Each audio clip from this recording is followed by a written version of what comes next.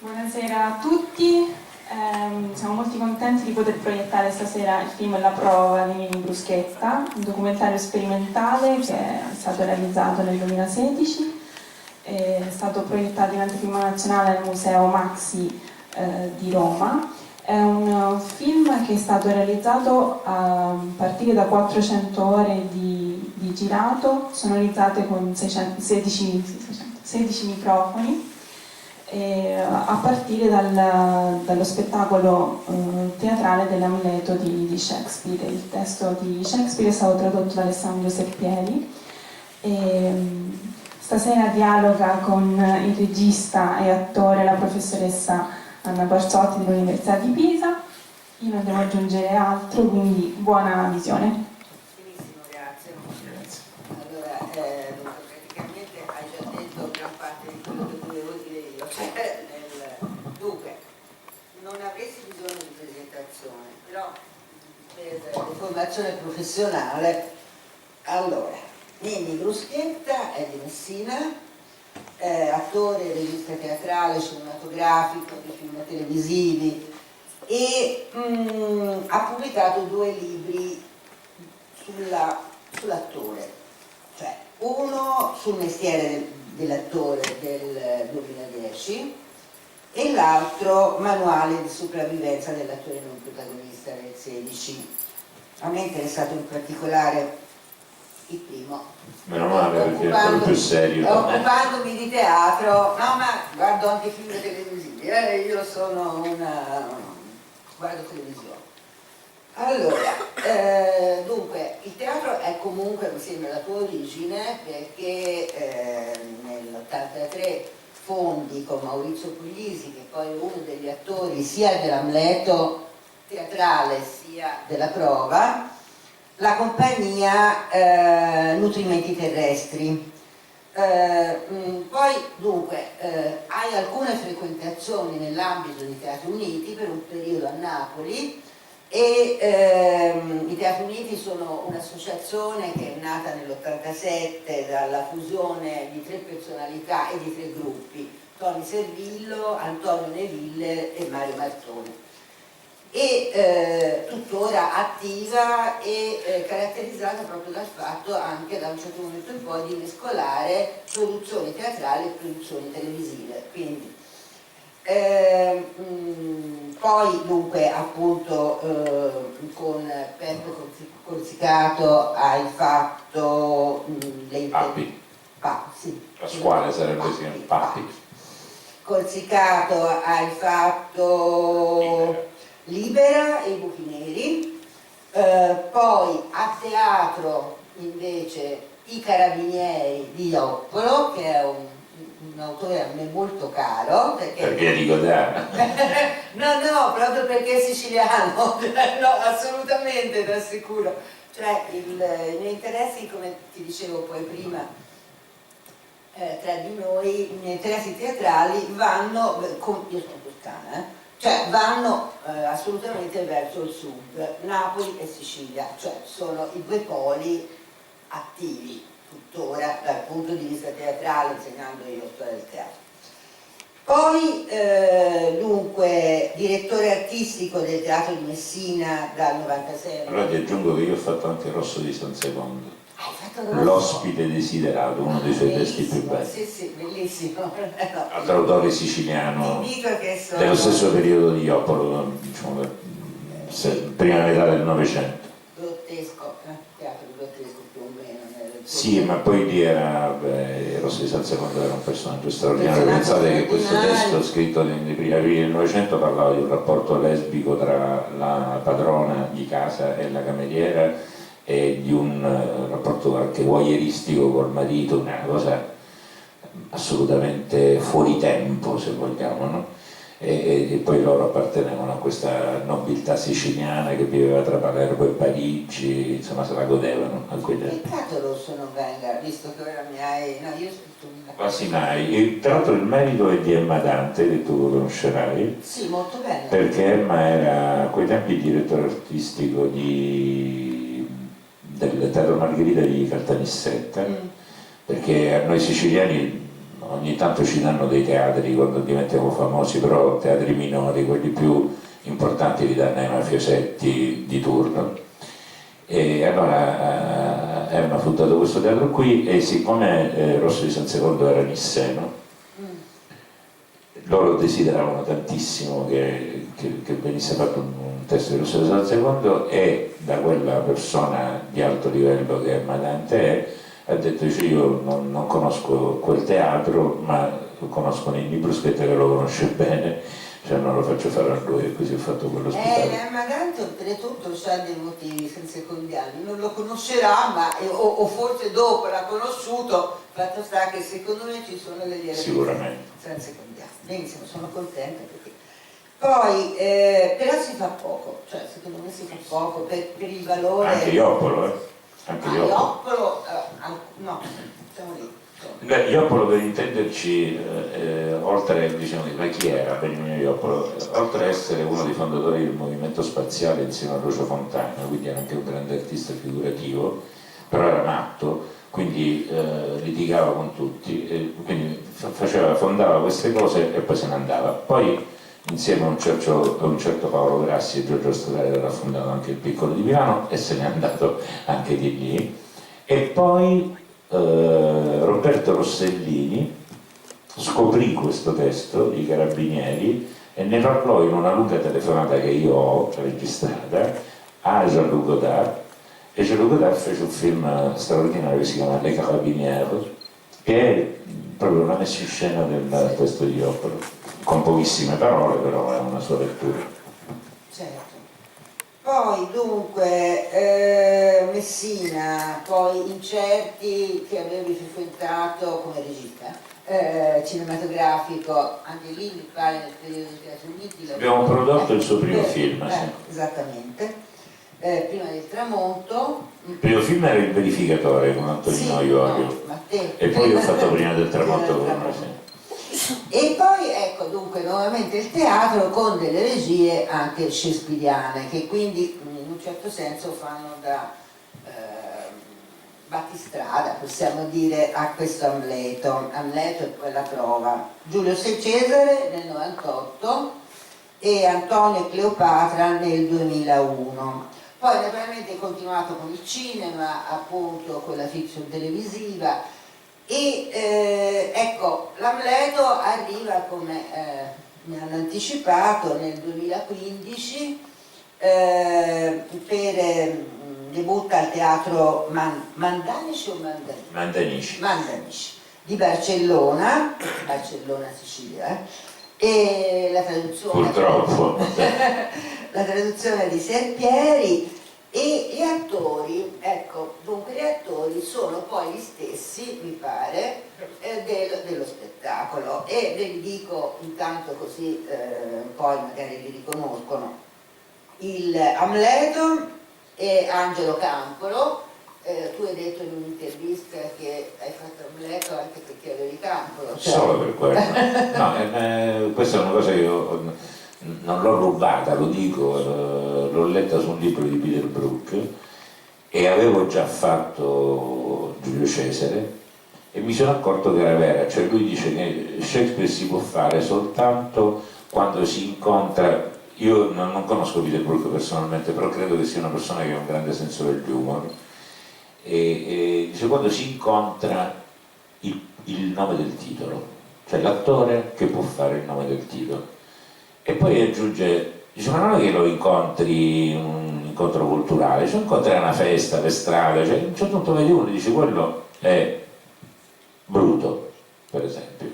Io per esempio feci Giulio Cesare, cioè lessi questo libro dopo e mi ricordai di aver fatto Giulio Cesare perché avevo un attore che si chiama Giampiero Cicciò, che è un attore di teatro anche, insomma, che ha lavorato con Cobelli, con Federico Tiezzi, anche qui in Toscana, e che è gay, e io ebbi questa illuminazione che secondo me si vede anche dal testo, che Bruto fosse gay.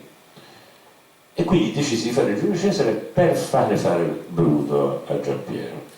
Quando invece ho conosciuto Angelo Campolo, tenete conto che Angelo Campolo molti sicuramente non sapete chi sia, però è un attore che oggi ha 32 o 33 anni. Quando abbiamo fatto Amleto aveva praticamente l'età vera di Amleto, io sono abbastanza... 31.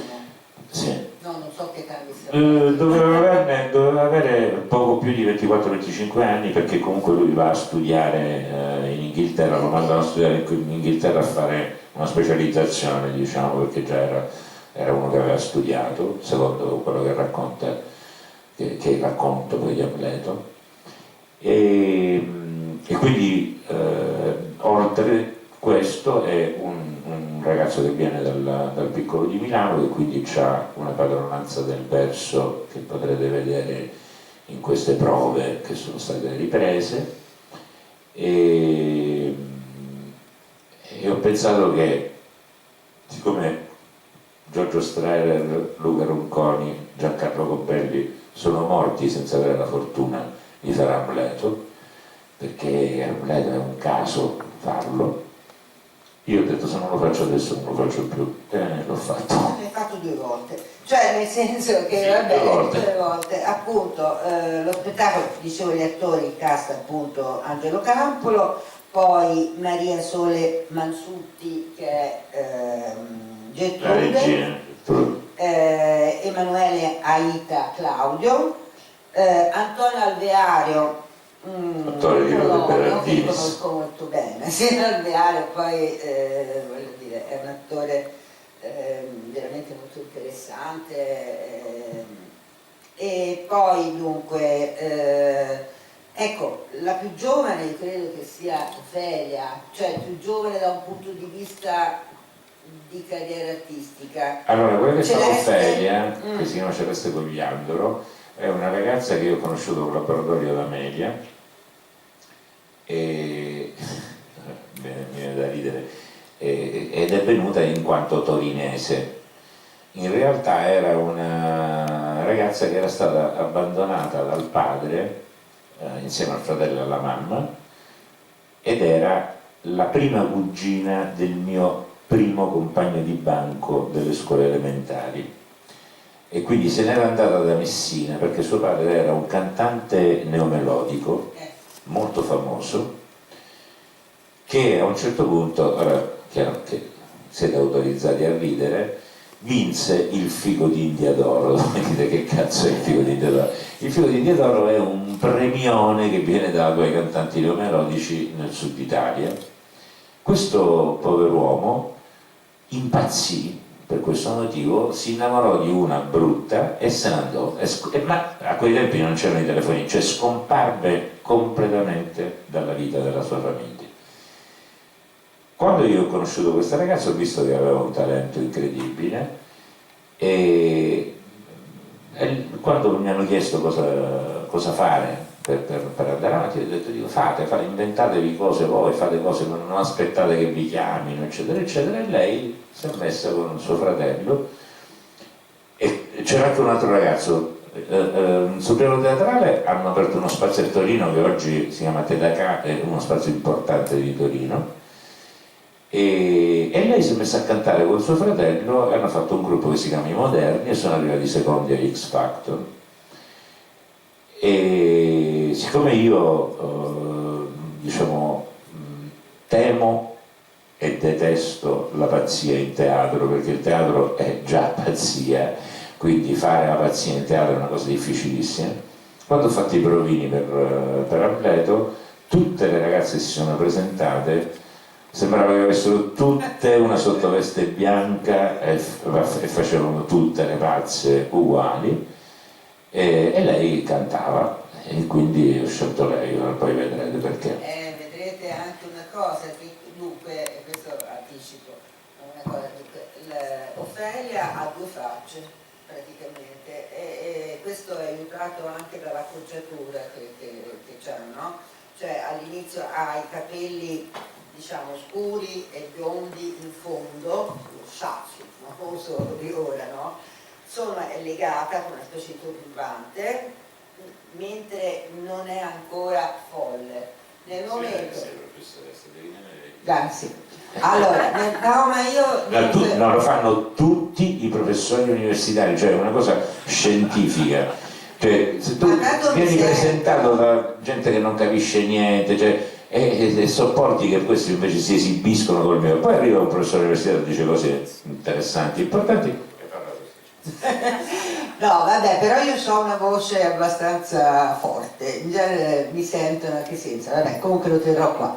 Allora, dicevo che appunto nel momento della follia sembra un'altra persona perché si scioglie i capelli, viene fuori il biondo e quindi abbiamo questa trasformazione del personaggio, ma poi lo vedrete, penso che fosse una cosa calcolata. Sì, tra l'altro diciamo, la cifra del film è il fatto che non c'è un'edizione spazio-temporale, per chi di voi che conosce il cinema sa che la segretaria di edizione serve per far coincidere lo spazio e il tempo nel racconto. Qui invece è proprio l'assunto dell'esperimento che un grande sovrintendente che si chiama Nino Saia ha finanziato, un pazzo incosciente, infatti poi l'hanno cacciato dal teatro perché era troppo bravo, e è proprio quello di non seguire un'edizione spazio-temporale e fidarsi del fatto che il testo, che per me è un testo sacro in tutti i sensi, sovrasta l'edizione e impone il racconto da solo. Questo poi vedrete se vi funziona. Allora, vado avanti un attimo con gli attori, perché mi pare giusto. Francesco Natoli è Orazio. 23 anni in questo film.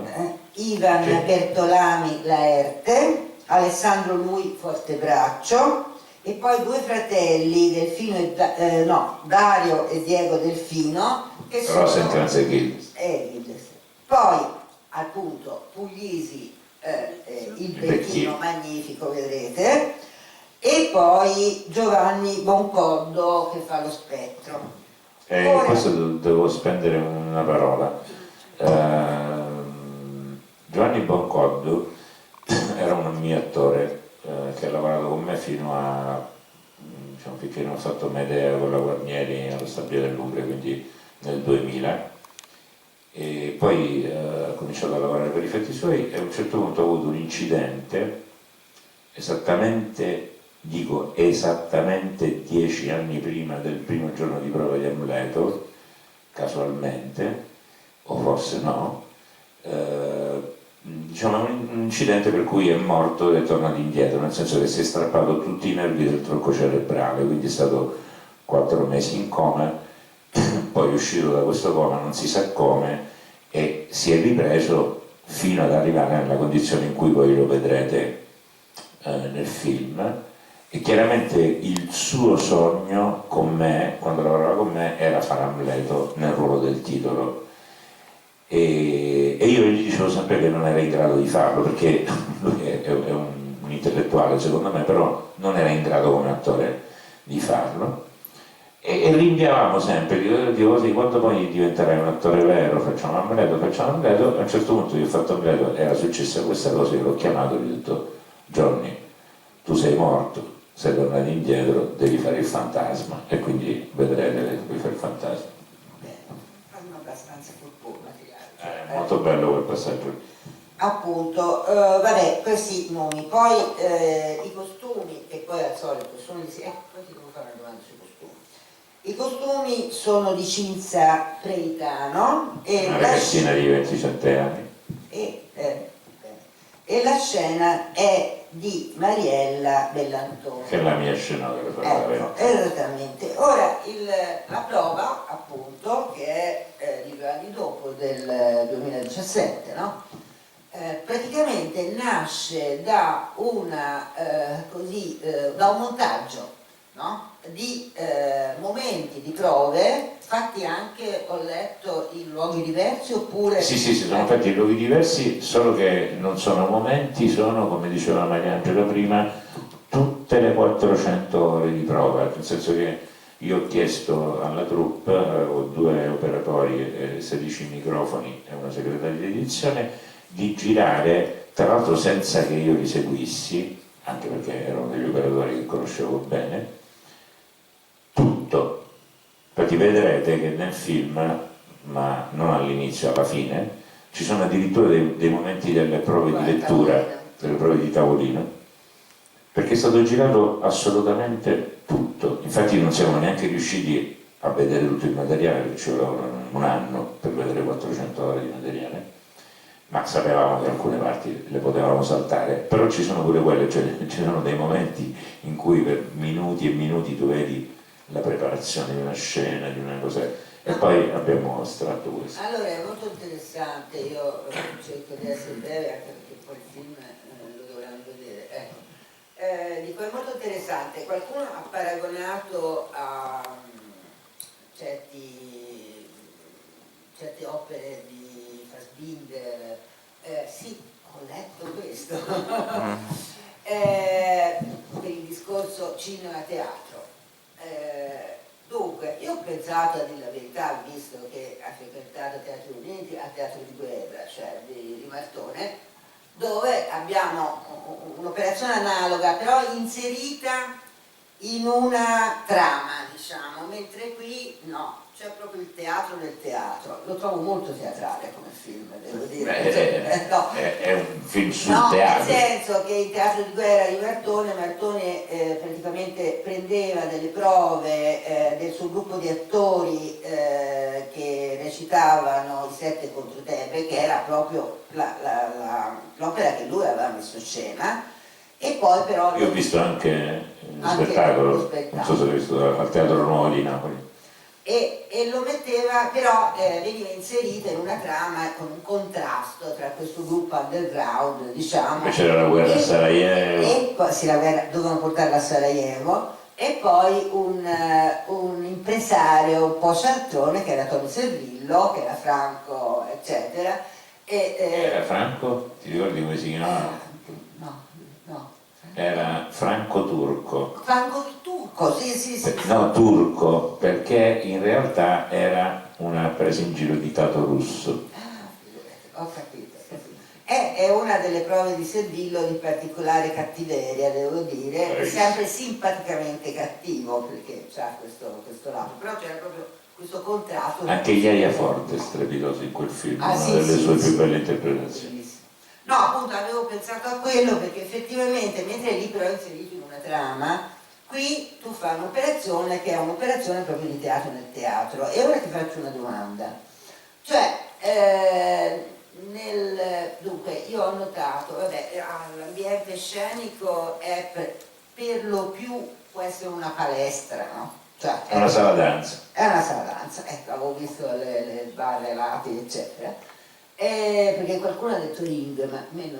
Allora, gli ambienti sono, ve li dico prima, sono una sala danza, il retropalco del Teatro di Messina, che è uno dei teatri più belli d'Italia perché c'è un palcoscenico più grande di quello dell'Argentina, e quindi quello che si vede sullo sfondo è la camera acustica dell'orchestra, perché il teatro è talmente grande che quando si fa uno spettacolo musicale bisogna mettere la camera acustica. Il palcoscenico è così grande che dietro la camera acustica c'è lo spazio per fare le prove teatrali.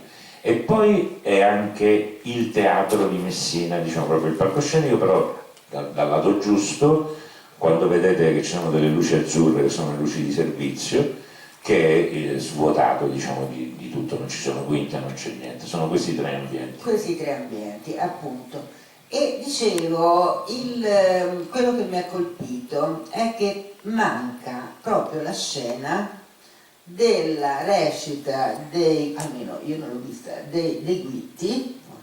Dunque, allora, i Guitti... No, in realtà c'è, perché no, c'è solo un personaggio. No, c'è tutto. No, ma è normale che ti sia sfuggito, nel senso che la scena dei Guitti è una pantomima. Sì. E allora noi c'è tutta nello spettacolo. Lo spettacolo dura 2 ore e 45 minuti, c'è tutto il testo. No, lo sapevo che lo spettacolo c'era, E abbiamo fatto un montaggio molto rapido dove però rimane il testo. Cioè, quando c'è a un certo punto, vedrete che uno degli attori della compagnia che recita copre gli occhi di un altro e recita un monologhetto che è l'unico monologo di quella scena, perché tutto il resto è pantomima. E allora la pantomima, noi chiaramente al cinema la pantomima è un altro linguaggio, non la puoi rappresentare. Però non c'è il momento in cui, non l'ho visto, in cui Claudio Lui gli mette la cosa in testa col veleno.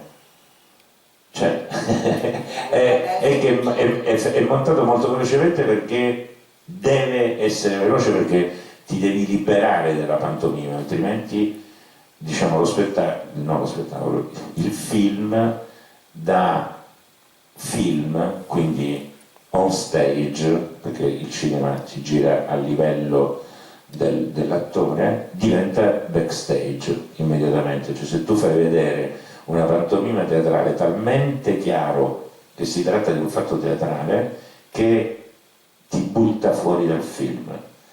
Quindi noi abbiamo cercato di farlo diventare un secondo. No, sai, io avevo pensato al fatto che siccome è tutto quanto teatro nel teatro, cioè praticamente te hai esteso il discorso a tutto quanto lo spettacolo, e del resto torna con quello che scrive a proposito del monologo di Amleto nel libro, che il monologo di Amleto potrebbe rappresentare in realtà tutta quanta la tragedia, perché lì c'è tutto, la dividi in 5 parti. Questa è una cosa che sostiene Florensky, che è questo filosofo russo che scrive un libro stupendo, un filosofo stranissimo, un genio, ucciso nei lager stalinisti, che scrive questo libro su Amleto che è illuminante, un lipercolo pubblicato da Bompiani, se vi capita leggetelo, in cui dice una cosa che io non avevo mai capito. Dice che Amleto è un unico immenso monologo, e io ho creduto che lui lo dicesse perché il testo è talmente perfetto che se voi togliete i personaggi lo potete recitare anche tutto di seguito, ma non è invece assolutamente questo il motivo, perché Shakespeare, che secondo me è esistito veramente, che ne dicano illustri studiosi, e a un certo punto arriva nella sua intelligenza superiore a decidere di scrivere un testo filosofico essenziale, se mi consentite di dire questa cosa, cioè sull'essere, proprio il tema centrale, e chiaramente non può raccontarlo, e allora decide di farlo dire a questo personaggio e di costruire su di lui una storia grottesca che in realtà non esiste, cioè è il suo stesso, è lui che racconta questa storia come se fosse il più banale western, cioè mi hanno ucciso mio padre, mi voglio vendicare. Questa è poi alla fine la storia di Amleto, che come direbbe mia madre è il fatto di Michele, cioè la cosa più scema del mondo, più normale che ci sia. Ma voi vi accorgerete, sia vedendo il film, sia vedendo qualsiasi buona versione di Amleto, che dopo che ogni volta che succede qualcosa, Amleto viene da voi e vi dice che cosa è successo, cioè riflette su quella cosa. Siccome la mia più grande passione nella vita è stato pensare, Amleto per me è meraviglioso. Sei molto siciliano, tipo di... certo. Sì, è vero, ecco. No, infatti quando dicevo che era teatrale, alludevo anche a questo, che molto spesso i personaggi si rivolgono al pubblico. Guardano in macchina e insomma ti senti pubblico essenzialmente. Questo considerate che è avvenuto per caso, non era assolutamente progettato, cioè succedeva che mentre i ragazzi recitavano a un certo punto io mi accorgevo che potevano dirla in macchina, ma proprio in diretta, e dicevo guarda in macchina, e loro guardavano in macchina e vedrete poi l'effetto che fa, perché poi questa teatralità di cui giustamente parla la professoressa sullo schermo diventa una cinematograficità, nel senso che è una cosa teatrale ma cinematografica. E in compenso c'è anche il regista in scena, cioè nel senso... Però non dico niente. Non dice niente, è seduto pensosamente con gli occhialini. No, il motivo per cui ci sono io... Cioè, sì, qualcosina dico. ma appena, cioè sicuramente non faccio le pippe che uno fa un regista, tutti i registi fanno le pippe su quello che stanno mettendo in scena, cioè quelle non le abbiamo montate, potremmo montare un altro film con tutto quello che dico io ovviamente, ma abbiamo scelto di mettere alcuni momenti in cui ci sono io per un motivo puramente tecnico, cioè perché c'erano alcune scene in cui non c'era il controcampo, perché immaginate che se voi girate tutto in diretta succede che a un certo punto per esempio si scarica la pila di una delle due macchine e quindi in quel momento quello deve andare a caricare la pila e non gira quel pezzettino, poi chiaramente il giorno dopo quel pezzo si rifà e quindi lo gira, però magari c'è un pezzo bello da poter montare come controcampo su quelle scene, allora abbiamo montato il controcampo mio che era sempre sicuro, perché io guardavo sempre dall'esterno quello che facevano gli attori e quindi ero sempre in controcampo, diciamo così, in asse tecnicamente. Questo tecnicamente è l'impressione di una presenza epica comunque, cioè dico lui che sì, è così, cioè non esagerare. No, nel senso proprio no, anche nel piano del termine, cioè il regista a scena, ecco, in qualche modo. E poi un'altra cosa, andando un attimo, ecco, ti volevo Il chiedere... regista è in scena e sempre, poi c'è una cosa sola che io ho voluto montare, quando Amleto parla del teatro e casualmente ci sono io che lo guardo e gli faccio sì. che lo faccio a Shakespeare ovviamente, cioè dico a Shakespeare, ecco, questo è il teatro. Sì, infatti. Poi dunque, un'altra cosa che mi ha colpito è, al di là delle parole, la coreografia, cioè i movimenti scenici, cioè gli attori si muovono, sono quasi sempre tutti in scena, no? Alcuni sullo sfondo, altri più vicini, altri. Ma c'è anche un raggomitorarsi per terra, un abbracciarsi, un inginocchiarsi, cioè c'è molto movimento, cioè, e anche molta gestica, molti gesti. Cioè spesso le parole vengono quasi sopravanzate dalla significazione proprio del gesto, e anche questo rende molto concreta questa che sì, tu dici è una tragedia metafisica in questo che però appunto resa così non voglio dire. È un western. È quello che dice, il racconto è fortissimo, no?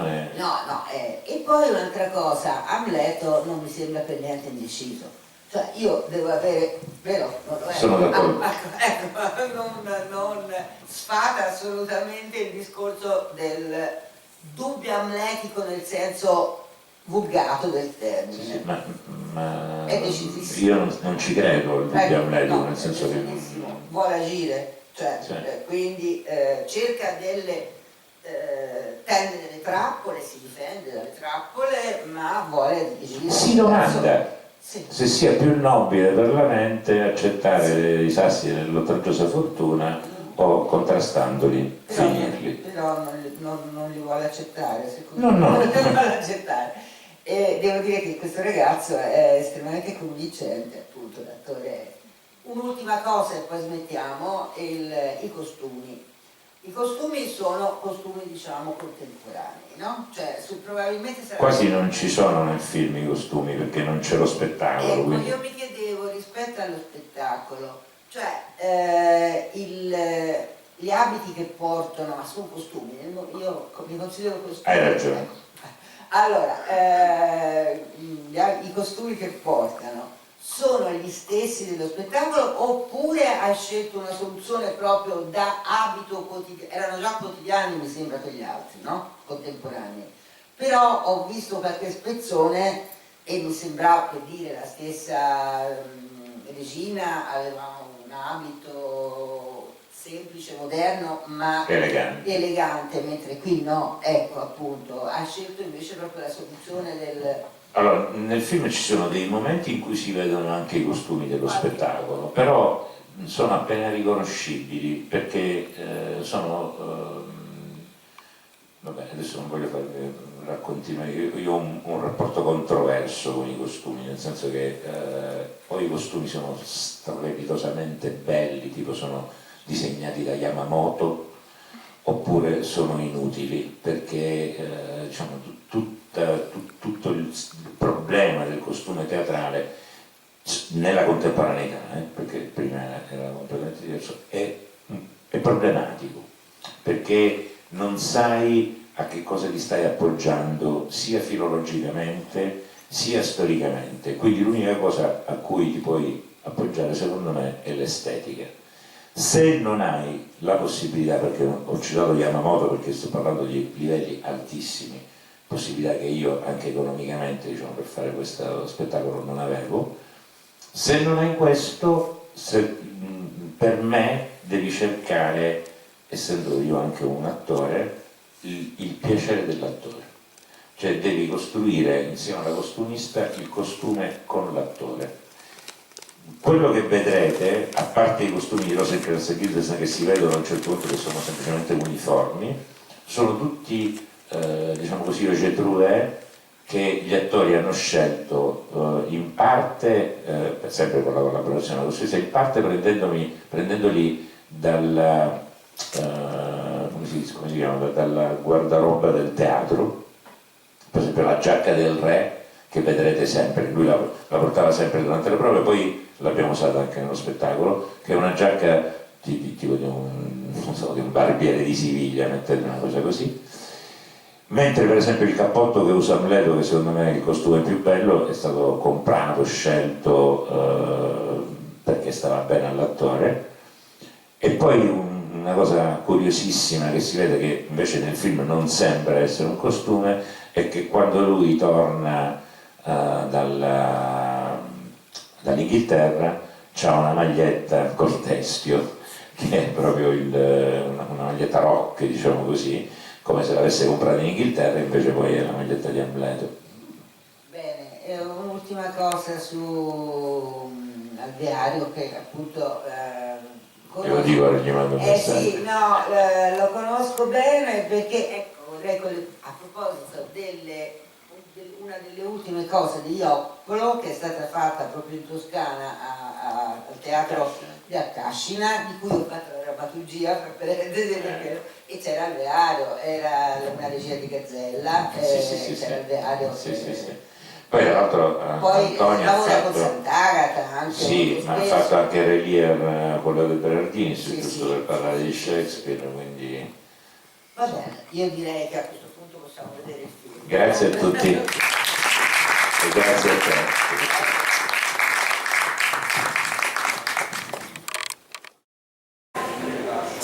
Dovrebbe essere un semplice saluto per l'Arsenale, invece è un grande grazie, perché per me questo è un cinema storico, me lo ricordo da quando, forse da quando è iniziato, e sono felice e orgoglioso di essere qui.